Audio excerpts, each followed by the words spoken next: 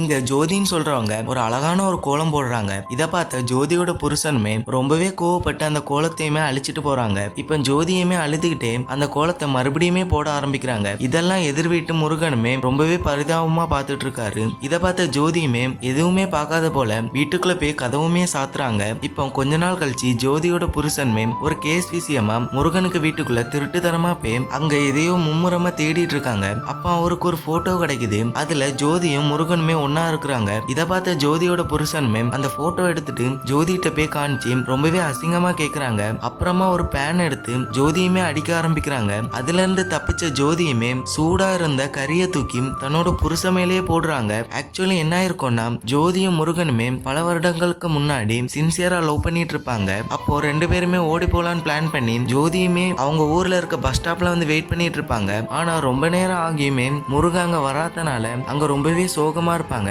அப்போ பொண்ணு ஓடி போன விஷயம் தெரிஞ்ச அப்பாவுமே அந்த இடத்துக்கு வந்து நம்ம ஜோதியுமே ரொம்பவே திமிரு பிடிச்ச அந்த போலீஸ்மே கட்டி கொடுத்திருப்பாங்க.